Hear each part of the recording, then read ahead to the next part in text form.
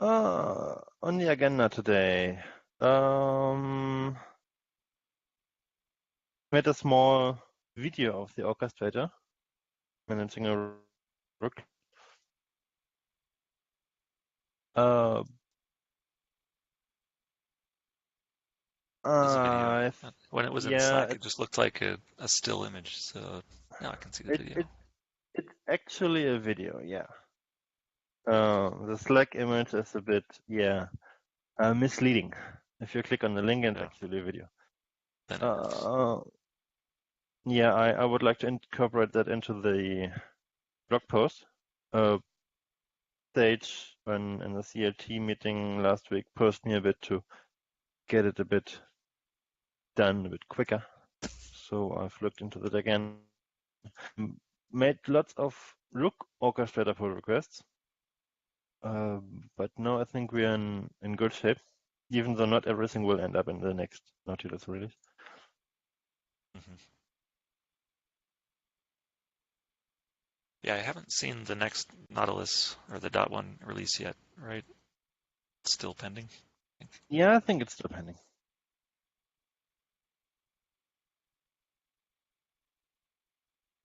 Travis? Yeah. Did your or were you done talking about that video you have? Yeah. So the Yeah. Yeah, it's cool to see. So just to summarize what's happening, so that you've got a cluster started with one manager and one mon, and then you're running these commands that go create OSDs on certain Yeah. disks, which updates Um, the Ceph cluster custom resource, and then the operator goes and makes it happen. yeah. So that's everything from within the toolbox. And then, yeah, we're creating or modifying the Ceph cluster CID and creating a Ceph file system CID and not the definition, but the resource itself. And everything ends up being working at the end, even though I haven't really tested it with itself. So it might not work in the end, but at least the daemons are starting. Nice. And are all the PRs to get that working merged then, or there's still some left? Uh, I think users will end up facing some issues, but in general, it is working. I think, Hmm. for example, the Rados gateways are going to be shown in Service LS in the end. And I think also the Rados gateway pools are not properly created. So I think especially the Rados gateway is not properly working for users, but the code is there, it just needs to be fixed, and the pull requests are merged in master already. Okay. So thing maybe up with just RGW. As if the CRD is created for the object store, Rook should go create the pools. Anyway, Yeah. but yeah, it's good to see that though. And actually creating OSDs that way is fun It's fun. compared to manually modifying the Ceph cluster resource. Yeah, you don't have to touch any YAML files. Yeah. That's cool. Nice. Um, and kind of back to the Nautilus release, that one PR you had around the Rook system namespace, did that get merged then for the backport PR? Um, so merging will be done by Yuri, for the next Nautilus release. So yeah, it's going to get merged, but it's not yet merged. But it was tagged and everything. It's tagged as Nautilus, and it's right now still tagged with Yuri testing. So yeah, it's going to get merged for the point release of Nautilus. When the point release is out for Nautilus, I thought it'd be good to update our default examples to use that as the new default, because our default is still on Mimic. We'll just put the default to .1 of Nautilus. Yeah. All the Rook 1.0 and newer users will get Nautilus by default. Yeah.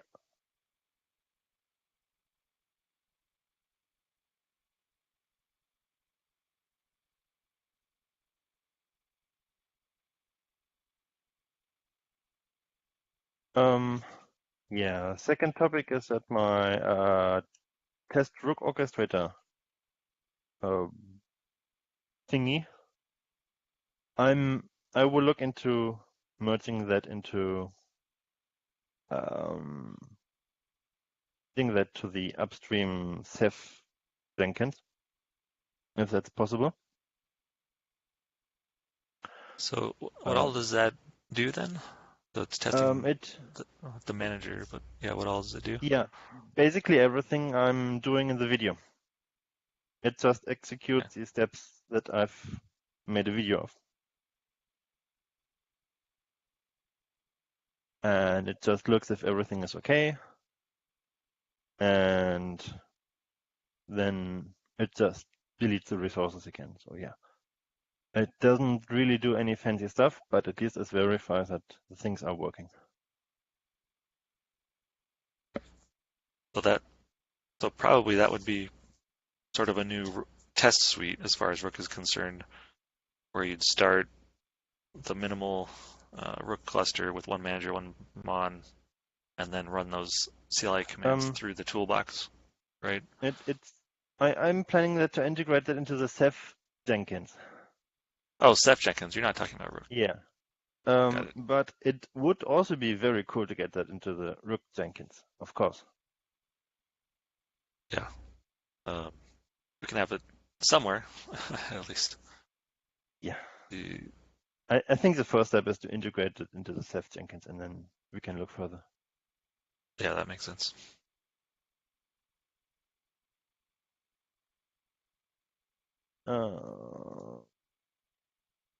So, Travis, you had some Rook notes in the head already. And looks like you had a note there on lots of Rook PRs. Was that? Yeah. Are there specific ones you wanted to bring up, or?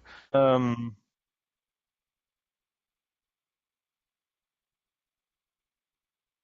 around manager. Okay. We already covered that. Already talked about that. Yeah. That's good. Yeah, a few thoughts around Rook today. So CI is not running and waiting for someone from Upbound to take a look at the CI because I'm not having any luck starting it. So yeah, builds are completely blocked right now. Just nothing's starting at all. The build agents are down. So that's top priority this morning to get that fixed. Next thing, yeah, just again, next week is the target for 1.0 release. One upgrade issue that ran into a couple days ago is that after we upgrade from Mimic, so this is a Ceph upgrade, not the Rook upgrade. So if you upgrade from pre-Nautilus to Nautilus, it looks like there's a command we need to run to enable Messenger 2. Otherwise, the mons aren't, or the operator isn't able to communicate with mons. Seb, did you see that issue by chance? Yeah, I saw it. But what's weird is that how are we supposed to run the command if the mons cannot communicate? What I can't tell is, or in the logs, I think it looked like the mons were okay, and the toolbox says everybody's in quorum, but the operator just can't connect to them. So I think if the operator just is able to upgrade all the mons and then run that command, that sequence seems like it would work, but I'm not sure yet.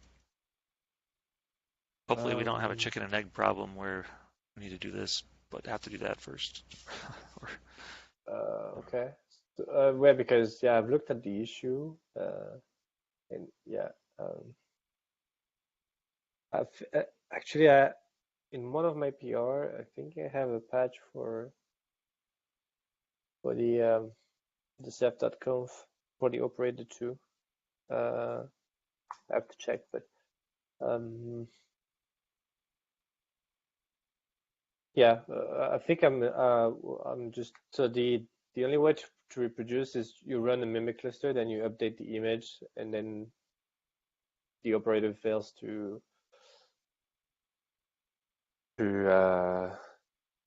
make sure mons are in quorum or something. Right. Yeah, it goes since right now it doesn't block on one mon at a time, it just updates all 3 mons and then tries to verify the quorum. And that's related to your other PR that you already have in progress. Yeah. But yeah, when it tries to validate quorum, looks like it's got the messenger 2 config in the ceph.conf, but then the mons are only enabled on messenger 1 still. I think you might want to upgrade one mon at a time. And verify quorum. Right. And verify quorum and verify health. That's the subject of my other PR. Yeah, perfect. Yeah, exactly. I wonder if we just shouldn't generate the messenger 2 config in the operator pod. So when the operator connects, it should use messenger 1 until it's done upgrading all the mons, and then regenerated ceph.conf to use messenger 2. Yeah.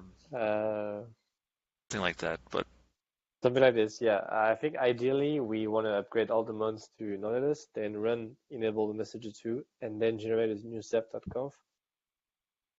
But not easy, because we want to do this for all the daemons command lines too. So it's strange because when we introduced the patch, this was working, but maybe we missed something. With all the messenger 2 work a while back, you're saying? Yeah. So I'm gonna try to reproduce this, and this seems to be pretty straightforward, and then I'll see what needs to be done, if the command works or not, and yeah, I will investigate a little bit since the CI is not working, so yeah, we'll work on this. Other stuff is blocked. Yeah. Yeah, I was able to repro it pretty easily, and running that command did fix it in my repro.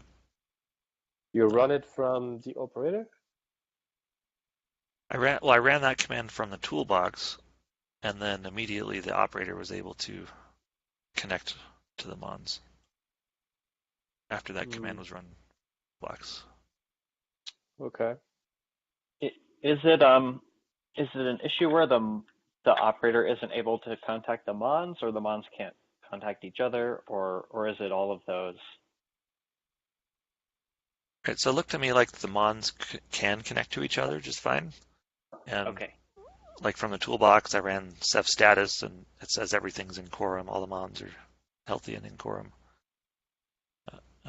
But the operator, interestingly, the toolbox was still using the messenger 1 ceph.conf, and we probably need a fix to the toolbox so it will generate the messenger 2 ceph.conf.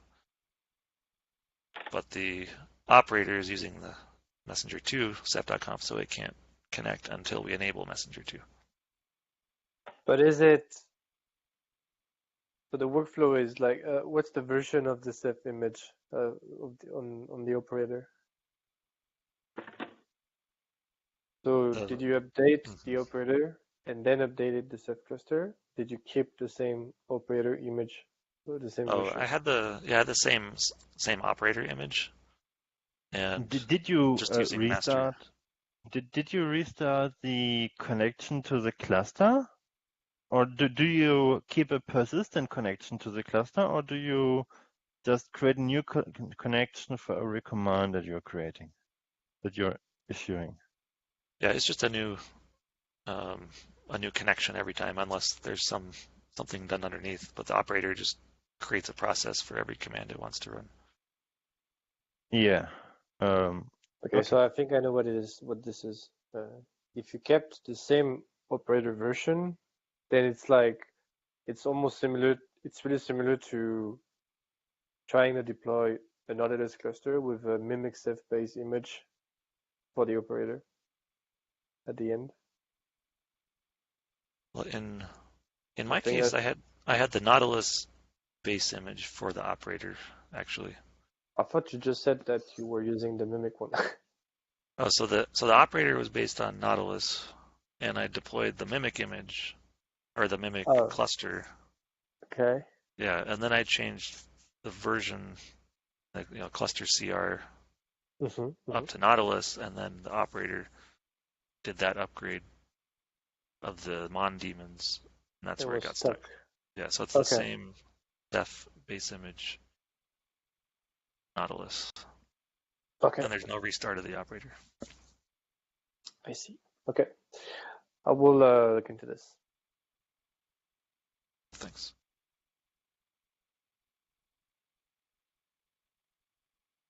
All right, and then, yeah, no, Blaine has an upgrade testing in progress, or anything you want to say about that, Blaine, for be aware of? I don't think so. I mean, I do need the fix for the monitors not connecting to make sure that the Ceph upgrades are tested just fine. I think as far as just the Rook upgrades go, I think I've gone through all of the steps to make sure the upgrade is fine. I need to make sure and see if there are any updates now to like Ceph file system or the Ceph object store. And I want to go through and apply a pod security policy to the cluster and see if anything needs to change there. So I still have things I want to do, but the main chunk of the upgrade has been did and the documentation updated. And there's a PR, I forget which number, that I think is in draft status right now. 2965. If you're interested in looking through that. That's the upgrade documentation. Yeah. Right. Still need to look at that. Great. Yeah, as far as working towards the 1.0, I think the upgrades were the biggest unknown for me until Friday, so it sounds like that's going well so far. And major issues found so far. There's definitely a bunch of things we need to get in. There's a PR backlog still. I feel like that I'd like to get in the next few days. And basically, we want to lock down as far as new features getting committed, if possible, and just call it bug fixes at this point. Whatever we need, and make sure we're not destabilizing other things. But we're pretty flexible, though, if we need to get something in. Maybe too flexible, right? So we'll consider that and how to stabilize. And I missed the community meeting last week as well, where it was more of a discussion topic for how we have a lockdown procedure in the future. Feature lockdown, then bug lockdown. So that sounds like it was a good discussion. Yeah, I did open an issue for that as well. I haven't been following up with it. That's probably something I will revisit and follow up with more once 1.0 is released and once my talk is done. That's good. And then one other issue with the manager. So a couple of times in the last week, I've seen this issue where the manager seemed to hang. The pod was still running, but the manager is down according to Ceph status. And I don't think we're able to get manager logs in either case, unfortunately. But then that kind of raised another question of, well, should we be running 2 manager pods in Rook in case something like that happens? And I couldn't find the issue right before this meeting started to link to that discussion, but in the past, we had some issue running 2, and I'm trying to remember what it was now. But it does seem like a good idea to have 2 in case this happens.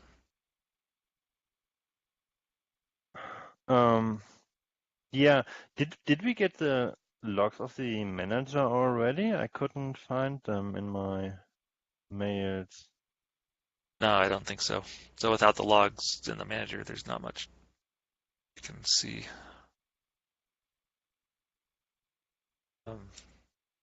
So yeah, we'll have to keep an eye out for that and get logs.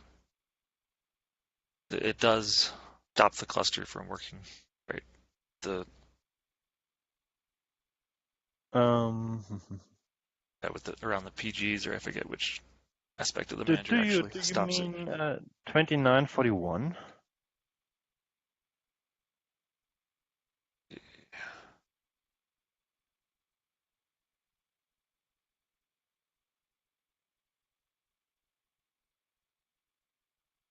Yes, that one.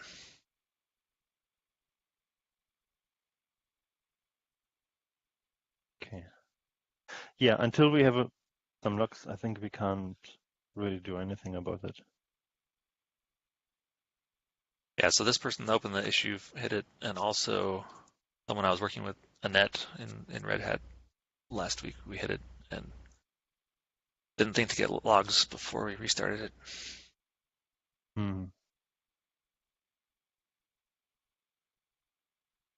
Okay.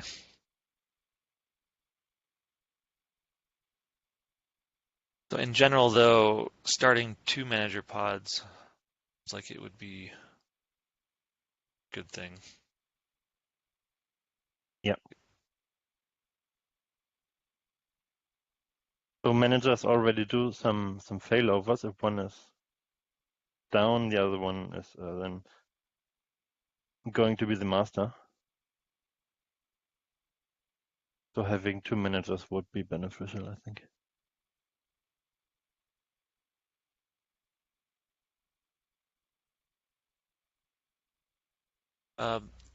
Other things on the Rook topic before we move on? I guess those are the main things that came to my mind. Questions about the release or whatever.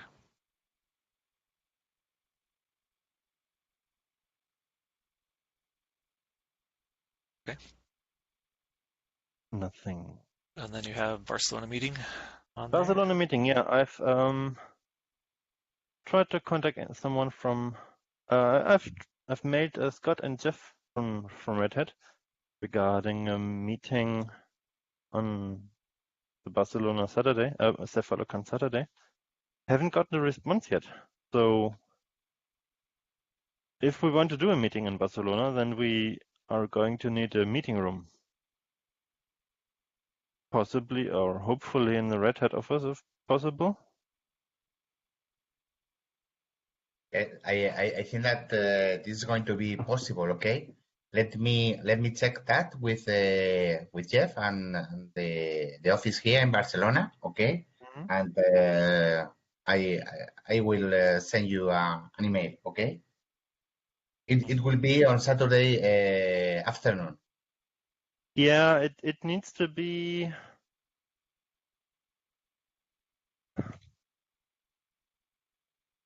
Let me have a look. It needs to be after 3:30 p.m. Sorry, what time? After 3:30 p.m. So it maybe about 4 Okay. p.m. It's quite late in the afternoon, actually. 1 hour or more? You don't know how much time.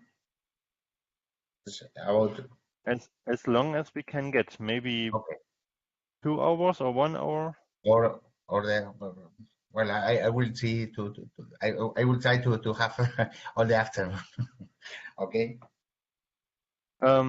Keep in mind that that I'm not going to be available before PM. Okay. And this is for basically a face-to-face to talk through manager At things. Cephalocon, because most of us will be there. Yeah. And then it will be nice. Only only to see our face directly. Yeah. At least, and then we can check some points. Okay. Yeah. That's for the agenda. So Miguel, want to give a status update about the Ansible orchestrator? Well, not too much to add. Last week was devoted basically to downstream issues. Okay, and well, for this week, that is going to be very short for me because there are holidays days here in Spain. So I think, my plan is to check all the current functionality of the orchestrator with the new Ansible runner service that in my case is the external orchestrator. So probably I will put I think that another pull request with modifications in order to make it, all the functionality that we have in this moment work again. And this is all for my part. Okay.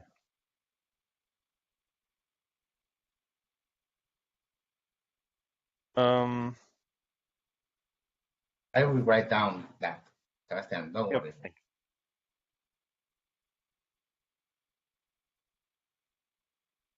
I also won't be here next week. Just for your info.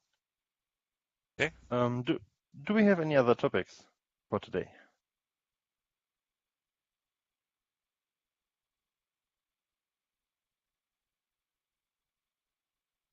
Doesn't seem That's like good it. for me. Yeah.